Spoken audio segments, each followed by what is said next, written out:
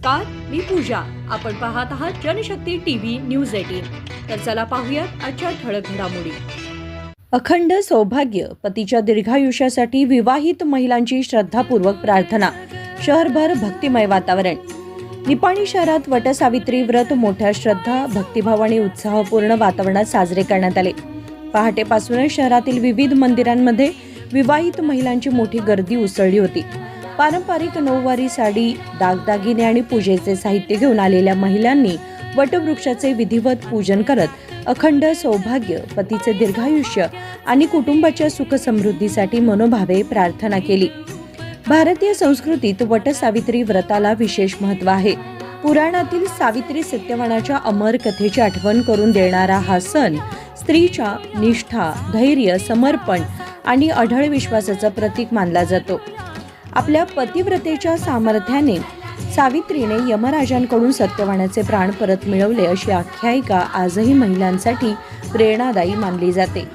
निपाणीतील प्रभात talkies जवळील महादेव मंदिर, IB परिसरातील रेणुका मंदिर तसेच हालसिद्धनाथ मंदिर परिसरात वटपूजनासाठी महिलांनी मोठी गर्दी केली होती.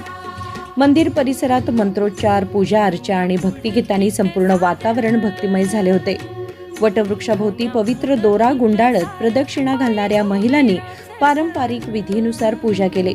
त्यानंतर एकमेकींना हळद कुंकू लावून ओटी भरत सौभाग्याच्या शुभेच्छांची देवाणघेवाण केली. सर्वत्र आनंद, श्रद्धा आणि उत्साहाचं वातावरण पाहायला मिळालं. वटसावित्री हा सण केवळ धार्मिक विधी नसून कुटुंबातील प्रेम, परस्पर विश्वास, नातेसंबंधातील दृढता आणि भारतीय संस्कृतीतील मूल्यांचे जतन करणारा एक महत्त्वपूर्ण सामाजिक व सांस्कृतिक उत्सव असल्याचं यानिमित्त पुन्हा अधोरेखित झालं. निपाणी शहरात हा सण पारंपरिक उत्साह, भक्तिभाव आणि सांस्कृतिक वैभवासह साजरा झाल्याचं चित्र सर्वत्र पाहायला मिळालं. आम्ही इथं वटपौर्णिमेची पूजा करायला आले. असं म्हणतात की वटपौर्णिमेची पूजा केल्यानंतर जन्मोजन्मी हाच नवरा मिळतो आणि आपल्याला अखंड सौभाग्य मिळतं, म्हणून आम्ही ही पूजा करायला आलो आहे. ह्या पूजेचे महत्त्व आहे की सावित्री देवीने सत्यवान राजाशी लग्न केलं तेव्हा चौथ्या दिवशी सत्यवानचा मृत्यू झाला. तेव्हा सावित्री देवींनी वडाच्या झाडाच्या इथे येऊन 7 फेरे मारले, अशी पूजा केली जशी आम्ही आज करत आहे तशी. त्यामुळे यमानं आशीर्वाद दिलेला आहे आणि त्यावेळेला सत्यवानला अखंड आयुष्य लाभलं, म्हणून सर्व सौभाग्यवतींनी ही पूजा करतात अशी प्रथा पडलेली आहे. ಗಂಡ ಹೆಂಡತಿ ಇರ್ತಾರ. ಯಮಧರ್ಮರಾಯ ಬಂದು ಸತ್ಯವಾನನ್ನು